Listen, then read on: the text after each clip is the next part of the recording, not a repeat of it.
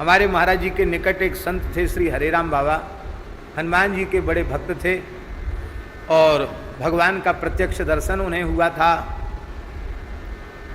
वे प्रायः यही कीर्तन करते रहते थे। पहले तो हरे राम महामंत्र का कीर्तन उन्होंने लगातार 12 वर्ष गिरिराज जी की परिक्रमा देते हुए कीर्तन किया। उन्होंने परिक्रमा करते करते सो जाते, फिर उठते तो फिर कीर्तन करते हुए चल पड़ते। तब बाबा का नाम हरे राम बाबा पड़ गया। हरे राम कीर्तन करने से हरे राम बाबा नाम पड़ गया। बड़े अच्छे महात्मा थे।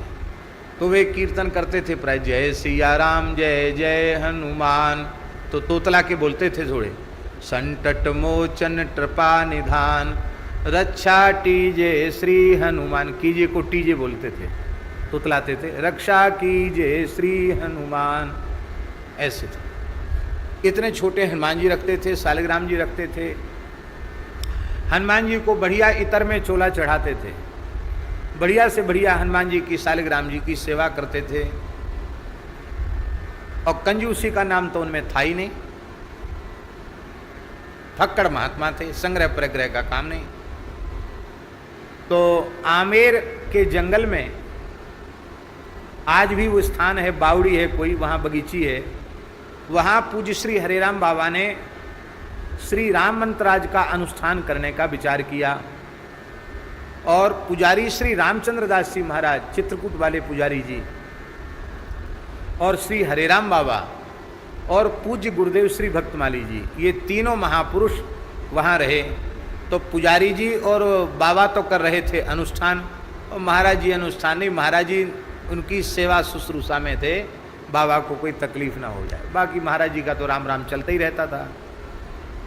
एक जयपुर के एक ब्राह्मण देवता थे, भूरामल जी नाम था उनका, वो बाबा के शिष्य थे हरेराम बाबा। तो वो महीना में एक दिन उनको आने की अनुमति थी, महीना में एक दिन वो आते थे। वो आकर महाराज जी से पूछते थे, को यहाँ देखते थे कि क्या चीज़ की ज़रूरत है, घी की, फलाहार की, अन्न की, किस चीज़ की आवश्यकता है, वो चीज़ वो प्रबंध करके फिर वो चले जाते थे। तो बाबा इतर ज़्यादा लगाते थे भगवान को, इत्र खत्म हो गया। तो बाबा महाराज जी से बोले कि हमारे हनुमान जी का इत्र खत्म हो गया, मंगलवार है, चोला चढ़ाना है, शालिग्राम जी को लगाना है, बिना इत्र के कैसे होगा। तो महाराज जी ने कहा कि बाबा आप हिसाब किताब से खर्च नहीं करते हो, साधु को गृहस्थी पर भार नहीं बनना चाहिए। अब हम 3 साधु मिलके इतना खर्च करें कि बेचारे ब्राह्मण देवता की हालत खराब हो जाए, ये तो ठीक नहीं है। महीना भर के हिसाब से इतर देते हैं तो महीना भर उसको चलाओ। अब आप महीना भर का इतर आपने 10 दिन में ख़त्म कर दिया, अब कहाँ से लावें इतर, यहाँ जंगल में हैं हम लोग, कहाँ से लावें इतर। और उस आज के जैसा कोई सुविधा भी नहीं थी कि तुरंत मोबाइल से हलो हलो कर देते, वो भी सुविधा नहीं थी।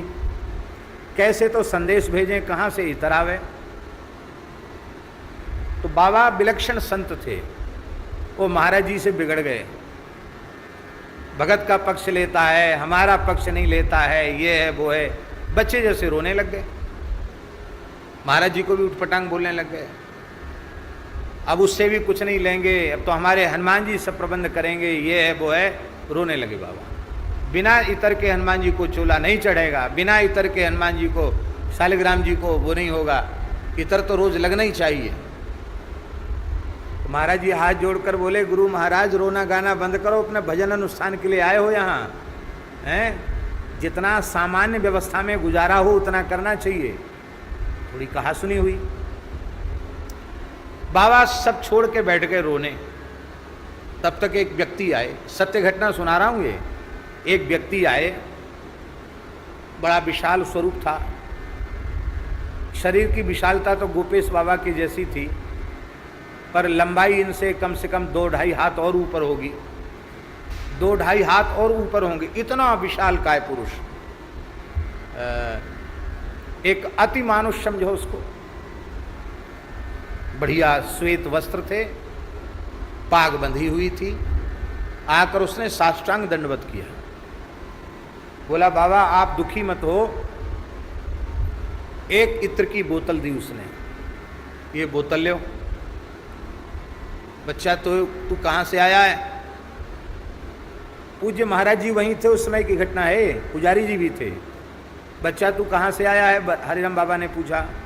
बोले बाबा मैं यक्षराज कुबेर का सेवक हूँ, मैं यक्ष हूँ, यहाँ इस क्षेत्र में बहुत संपत्ति जमीन में है, उसकी सुरक्षा में मैं यहाँ रहता हूँ।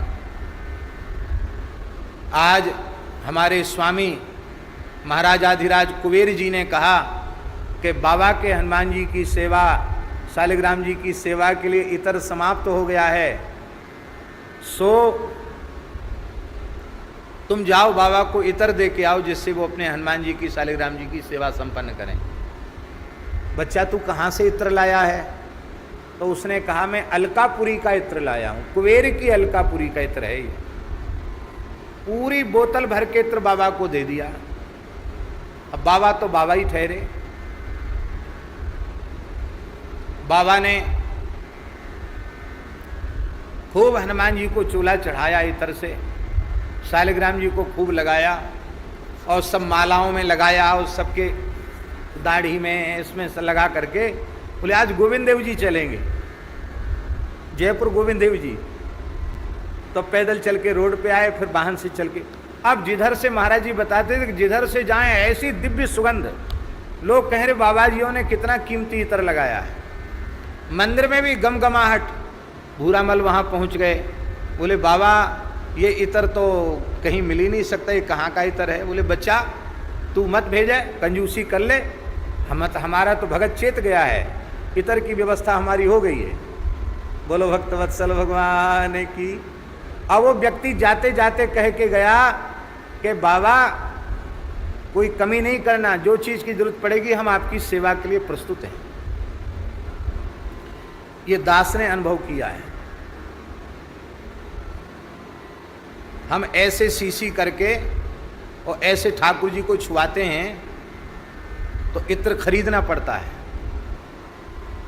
और जब इत्र की सीसी से नहवाते हैं तो कंटर के कंटर इत्र बिना खरीदे आ जाते हैं।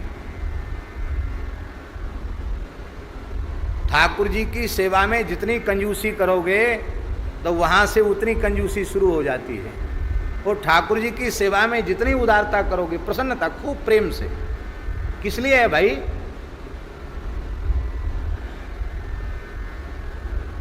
तो इस प्रकार से यहां एक जंगनेर है। जंगनेर सुना आपने? जंगनेर कहाँ है? आगरा के पास है। आगरा के पास है जंगनेर है। हाँ, अछनेरा किरावली के आगे जंगनेर है। जंगनेर में एक पहाड़ी है, वहाँ ऊपर एक स्थान है, ग्वाल बाबा का स्थान है। वहाँ भी हरिराम बाबा ने कुछ दिन रह करके भजन किया। वहाँ जंगनेर का एक वैश्य भगत था, वो उनको थोड़ा आटा देता था, थोड़ा घी नमक आलू देता था, और कैरोसिन का तेल रात्रि को लालटेन में जलाने के लिए। और एक घड़ा, वहाँ पानी की व्यवस्था नहीं थी, तो एक घड़ा पानी की व्यवस्था वो भगत की ओर से, भगत का सेवक जो है, एक घड़ा पानी वहाँ करके आता था। बाबा नहाने तो थोड़ी दूरी पर चले जाते थे, पर पीने का सुंदर पानी वो व्यक्ति भर के वहाँ आता था। बाबा वहाँ रह के भजन कर रहे थे, ईमानदारी से भजन कर रहे थे, जैसे भजन होना चाहिए ऐसे करते थे बाबा। एकदम तन्मय तदाकार होकर भजन में लगते थे। तो एक दिन की बात है, ये जंगनेर की बात है, सत्य घटना। एक दिन की बात है कि रात्रि को एक व्यक्ति आया। वहाँ जंगनेर में बावड़ी भी है, कोई कुआं भी है, वहाँ ग्वाल बाबा के वहाँ वो नीचे उतर के पानी लाना पड़ता है। वो भगत आया, अर्धरात्रि का समय था, बाबा अकेले बैठे थे, राम राम कर रहे थे। आकर उसने साष्टांग प्रणाम किया। बाबा बोले, बच्चा कहाँ से आया है? बोले बाबा मैं तो यहीं रहता हूँ। तो बाबा ने सोचा जंगनेर में ही रहता होगा, इतनी रात को कैसे आया? बोले भीड़ भाड़ में मेरा आने जाने का स्वभाव नहीं है, कोई न कोई आपके पास आ जाता दर्शन के लिए, वो मैं सबके सामने आपसे नहीं मिलना चाहता था, इसलिए एकांत में मिलने आया हूँ। बाबा, आप जब से यहाँ बैठकर भजन कर रहे हैं तब से हमें बड़ी प्रसन्नता हो रही है। गर्मी का समय है, यहाँ थोड़ा जल का प्रबंध हो जाए तो आने वालों को जल मिल जाए, आप कुछ प्रसाद दे दें, लोग बैठकर थोड़ी देर कीर्तन करें, बहुत अच्छा लगेगा। ये पहाड़ी में भी सब जंगल में मंगल हो जाएगा। बाबा बोले, बच्चा हम तो यहाँ राम राम करने आए हैं, ये सब नाटक करने हम नहीं आए हैं। हम किसको तो मांगेंगे, कहाँ से पानी भरेंगे, हम माला फेरेंगे कि लोगों को पानी पिलाएंगे। इसलिए ये परमार्थ की शिक्षा हमको मत दो। वो आग्रह करने लग गया। तो बाबा बोले, तेरा ज़्यादा मन है तो तुम व्यवस्था बना लो। तो व्यवस्था तो मैं बना दूंगा, पर हलवा आपको बनाना पड़ेगा। बाबा बड़े खुश भी हुए, खाने पीने के शौकीन थे कि टिक्कड़ खाते खाते बहुत दिन हो गए, अच्छा है कम से कम हलवा घी का प्रबंध तो हुआ।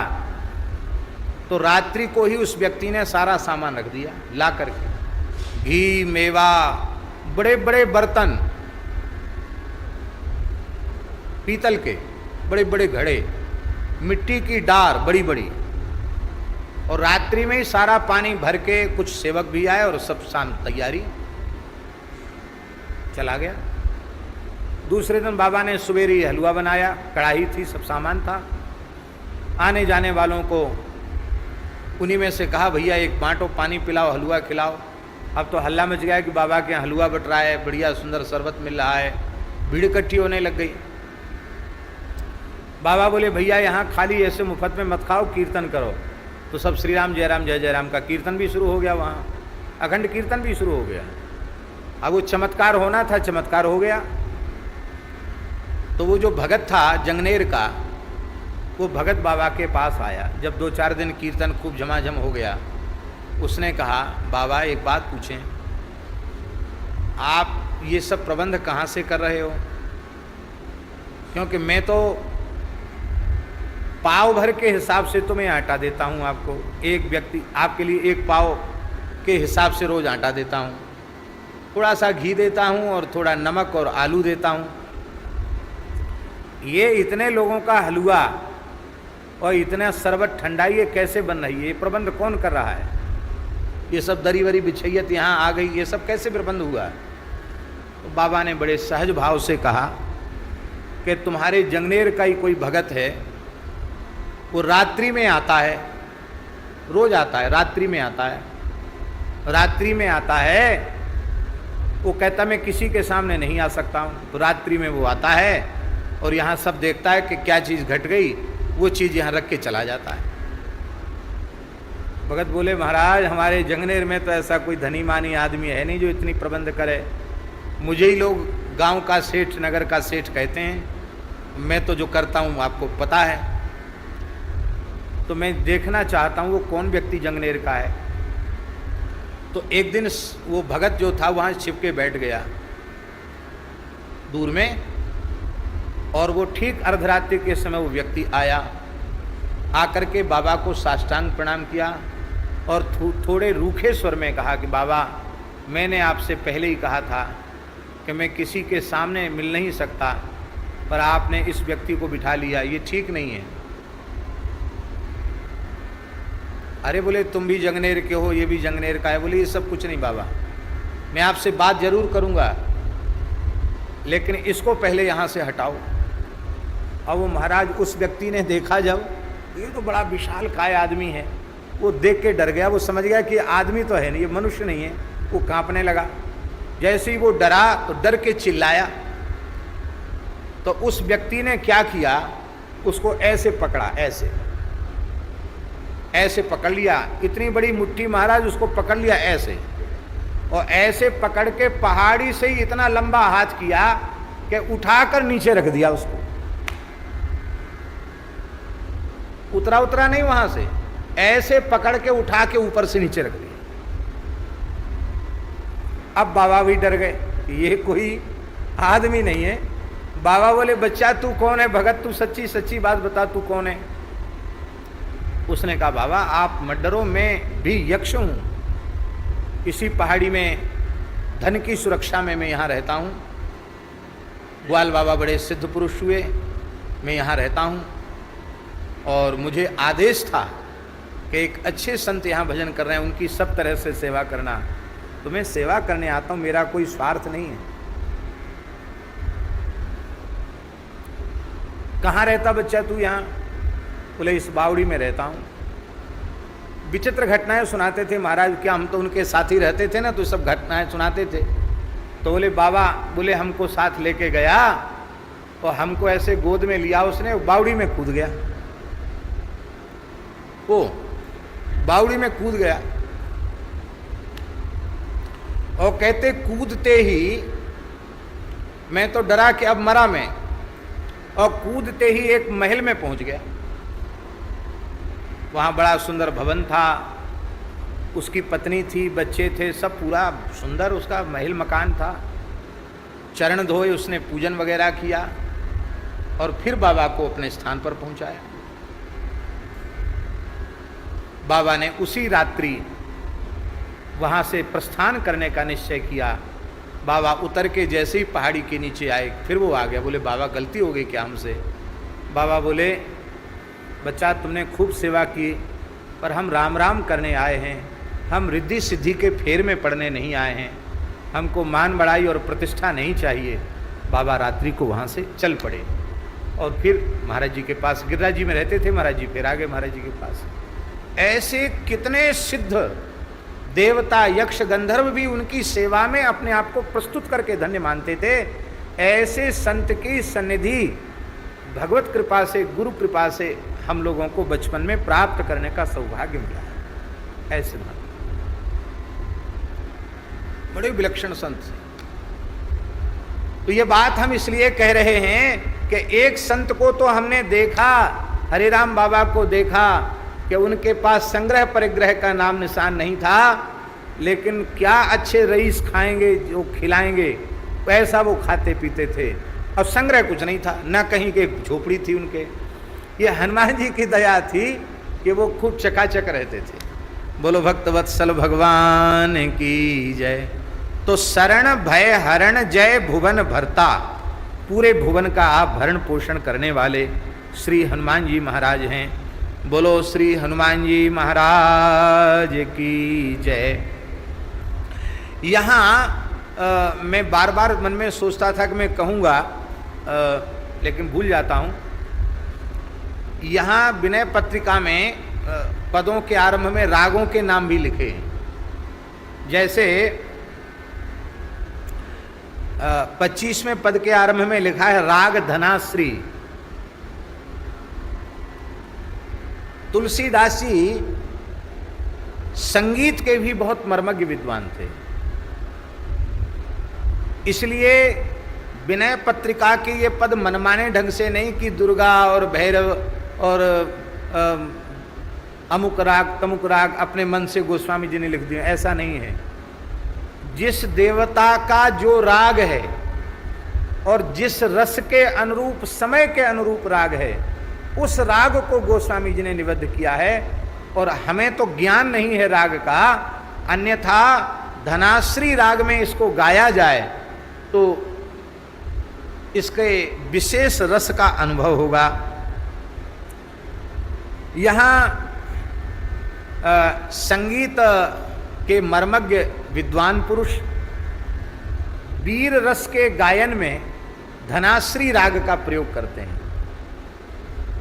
वीर रस के गायन में धनाश्री राग का प्रयोग करते हैं और हनुमान जी की स्तुति वीर रस में ही की जा रही है। वीर हनुमान जी हैं, इसलिए धनाश्री राग में हनुमान जी का स्मरण किया जा रहा है। ये एक एक राग का और आशय है। ऐसे श्री हनुमान जी महाराज हैं। यहाँ राहु रवि शक्र पवि खर्व गर्भ खरवी करण शरण भय हरण जय भुवन भरता, ये जो कहा है गोस्वामी जी ने, इसमें एक ध्वनि आ रही है। उस समय मुगल काल था, जिस समय तुलसीदास जी महाराज विराजमान थे उस समय मुस्लिम साम्राज्य था, अकबर का साम्राज्य तो था ही, और जहांगीर के राज्यकाल में तुलसीदास जी महाराज ने महाप्रयाण किया है। जहांगीर के राज्यकाल तक, अकबर के बाद जहांगीर हुआ, जहांगीर के राज्यकाल तक गोस्वामी तुलसीदास जी महाराज विराजे हैं। जहांगीर के राज्यकाल के पश्चात आपने भगवत धाम प्रयाण किया है। तो उस समय जो मुगल काल था, उस मुगल काल के कारण देश में धर्म की स्थिति बड़ी दयनीय थी, शोचनीय थी। तो हनुमान जी का विशेष स्तवन करके, हनुमान जी के दिव्य गुणों का वर्णन करके श्री गोस्वामी तुलसीदास जी महाराज हतोत्साहित हो रहे भारतीय आस्तिक समाज में वीर रस भरना चाहते थे। अरे इस मुगल साम्राज्य से त्रस्त तुम क्यों हो रहे हो? उन हनुमान जी का आश्रय क्यों नहीं लेते हो जो हनुमान जी राहु, रवि, शक्र, वज्र सबके गर्भ का गलन करने वाले हैं। अब देखो, आसुरी शक्ति हो या दैवी शक्ति हो या अस्त्र शस्त्रों की शक्ति हो, हनुमान जी की शक्ति के आगे किसी की शक्ति चलने वाली नहीं है। और वे हनुमान जी शरणागत के भयहरण करने वाले हैं और पूरे भुवन के भरता हैं। माने कहने का आशय ये है कि श्री तुलसीदास जी महाराज हनुमत उपासना के माध्यम से इस देश को पुनः मुगलों के चंगुल से मुक्त करा के और पूर्ण सनातन हिंदू साम्राज्य की स्थापना करना चाहते थे। ये ध्वनि इस पंक्तियों से, इन पंक्तियों से आ रही है। आज भी इसकी महती आवश्यकता है। हमारी अत्यंत विनम्र प्रार्थना है, धर्म साम्राज्य की स्थापना, सनातन हिंदू साम्राज्य की स्थापना वो कौन करेगा? यदि हम प्रजा से आशा लगावें तो आशा लगाना व्यर्थ है, क्योंकि वोट पड़ते नहीं हैं, वोट बिकते हैं। अशुद्ध वस्तु खिला पिला के, रुपया पैसा कपड़ा बांट करके, गंदी चीज पिला करके वोट खरीद लिए जाते हैं। अब आप विचार करो, जो ऐसी हल्की चीजों पर जो बिक गए, क्या वे कभी राष्ट्र हित का चिंतन कर सकते हैं, विचार कर सकते हैं? और ऐसे लोगों के द्वारा जिनको चुना जा रहा है, क्या उनके द्वारा भारत के सनातन सिद्धांत के अनुरूप भारतीय शासन व्यवस्था स्थापित होगी? क्या इसकी संभावना आपको कहीं दिखाई पड़ती है? शास्त्री जी, बड़े ध्यान देने की बात है। ये साम्राज्य की स्थापना, सनातन वैदिक साम्राज्य की स्थापना जब भी इस देश में होगी तो वह भगवान व्यास की पवित्र पीठ के ही माध्यम से होगी, व्यासपीठ के माध्यम से होगी।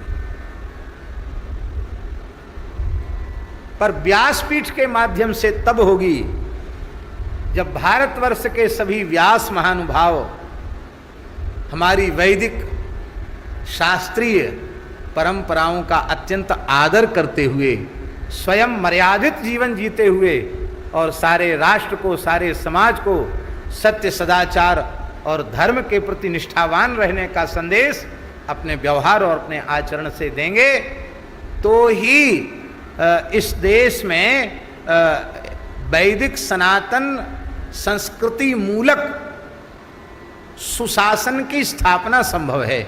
अन्यथा दूसरा कोई उपाय नहीं। अब क्या है समस्या? आप लोग ऐसा नहीं समझना कि कोई प्रकरण चल रहा है उसके लिए मैं ऐसा बोला हूं, मैं नहीं। इन सब से हम कोसों दूर हैं, इसलिए हम दूर हैं। हम मुंह में आ गई तो कह देते हैं, इसलिए हम दूर हैं कि जो लोग विरोध करते हैं, प्रायः, सबकी नहीं कहते हम, प्रायः जो लोग विरोध करते हैं उनमें स्वयं में भी वह धर्म की मर्यादा, सदाचार की मर्यादा प्रायः देखी नहीं जाती है। मैं संध्योपासन न करूं, मैं गायत्री जप न करूं और श्री राजेश कृष्ण जी को फटकारूं, तो क्या यह उचित है? हम तो संध्योपासन करें नहीं और हम आपको प्रेरणा दें या आपको थोड़ा कठोर वाणी का प्रयोग करें कुछ आयु में बड़े होने के कारण, तो क्या यह उचित है? आपको कहने की आवश्यकता नहीं है। आप निकट रहेंगे तो आप स्वयं अनुभव करेंगे कि महाराज इतने व्यस्त रहते हुए भी अपने दोनों काल की संध्या नियम से करते हैं, जब करते हैं तो हम भी उनके पास रहते, हमको भी करना चाहिए। हमारे ठाकुर जी का जो ड्राइवर है उसको कहा नहीं मैंने कि तुम जनेऊ पहनो, तुम संध्या करो, लेकिन केवल साथ रहने का प्रभाव ऐसा उस ब्रजवासी बालक पर हुआ तो ऋषिकेश में बोला महाराज जी आपकी आज्ञा हो तो मैं जनेऊ करवा लूँ। वहाँ गीता भवन में यज्ञोपवीत मन के भाई जनेऊ करा कैसे घूमने तो नहीं है, तुम ठाकुर हो, जनेऊ तो पहन सकते हो, पर जनेऊ करके फिर संध्या गायत्री वहाँ सब करूँगा, आप सिखा देना। लोग सोचते थे कि इसके जीवन में सुधार नहीं हो सकता, लेकिन वो नियम भी करता है, भजन भी करता है, संध्योपासन भी करता है, और अपने छोटे छोटे बच्चों का भी सबको भद्र करवा के उनका भी जनेऊ करवा दिया। वो छोटे बच्चे भी संध्या करते हैं। ये क्या प्रवचन का प्रभाव है? ये प्रवचन का प्रभाव नहीं है, ये इसका प्रभाव को निकट रह के देखता है, सब साधुओं को नियम करते हुए देखता है, तो उसके मन में भी आखिर मनुष्य तो है कि नहीं, उसके मन में भी प्रेरणा जगी कि हमें भी नियम करना चाहिए। यही जीवन वस्तुतः जीवन है। तो हम प्रार्थना ये कर रहे हैं कि वर्णाश्रम व्यवस्था का समादर और वर्णाश्रम व्यवस्था में निष्ठा व्यास महानुभावों को स्वयं स्वीकार करनी पड़ेगी। शास्त्रीय नियंत्रित जीवन जीना पड़ेगा, तब कहीं राष्ट्र में सनातन संस्कृति मूलक सुशासन की स्थापना संभव हो सकेगी। अन्यथा बातें करते रहो। विरोध करने वाले लोग क्या स्वयं उतने मर्यादित या उतने व्यवस्थित हैं?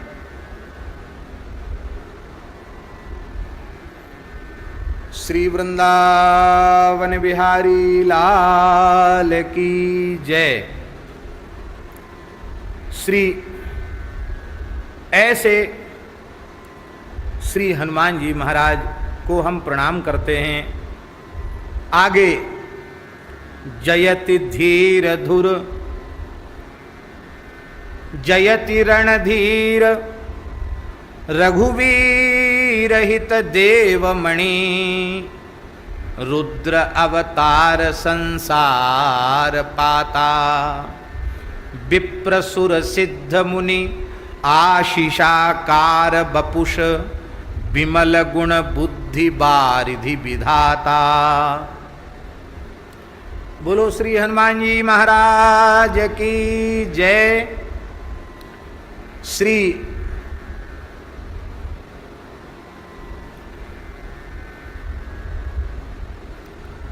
तुलसीदास जी महाराज वर्णन कर रहे हैं, हे हनुमान जी महाराज आपकी जय हो,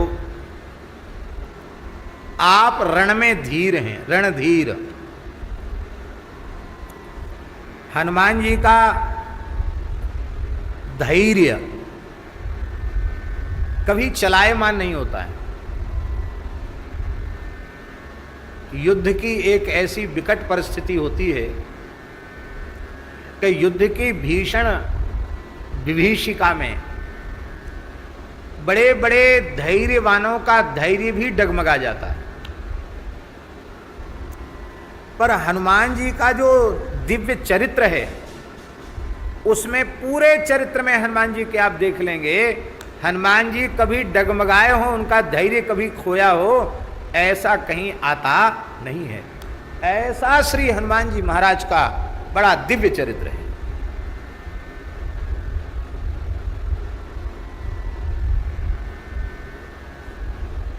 दिव्य चरित्र है श्री हनुमान जी महाराज का। श्रीमद् वाल्मीकि रामायण में महर्षि अगस्त्य जी ने हनुमान जी का चरित्र सुनाया है।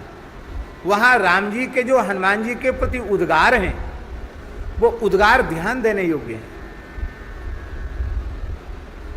भगवान श्री राम हनुमान जी के संबंध में कह रहे हैं, हे महर्षि, हे अगस्त्य जी महाराज, न कालस्य न शक्रस्य न विष्णोर्वित्तपस्य च कर्माणि तानि श्रूयन्ते यानि युद्धे हनुमतः। वो राम जी बोल रहे हैं जिनके संबंध में वाल्मीकि रामायण में लिखा है रामो द्विर्नाभिभासते। राम जी दो बार नहीं बोलते हैं। जिनके वचन परम परम प्रमाण है, सत्य संध दृढ़ व्रत रघुराई। वो राम जी कह रहे हैं वाल्मीकि रामायण में कि हे अगस्त्य जी महाराज, हनुमान जी का जैसा युद्ध में पराक्रम हमने देखा, वैसा पराक्रम काल का भी सुना नहीं गया। न कालस्य न शक्रस्य, देवराज इंद्र का भी वैसा पराक्रम देखा सुना नहीं गया। न विष्णोर न विष्णु, भगवान विष्णु के भी युद्ध बड़े बड़े युद्ध में पराक्रम है, पर हनुमान जी के जैसा पराक्रम विष्णु का भी नहीं सुना जाता है। राम जी खुद कह रहे हैं वित्त तपस्य च, कुबेर का भी ऐसा पराक्रम नहीं सुना जाता है। न कालस्य न शक्रस्य न विष्णोर वित्तपस्य च कर्माणि तानि श्रूयन्ते यानि युद्धे हनुमतः। जो हनुमान जी के कर्म सुने जाते हैं युद्ध के, वे इन देवताओं के भी सुने देखे नहीं जाते हैं। अपार बल है हनुमान जी का, अतुलित बलधामम।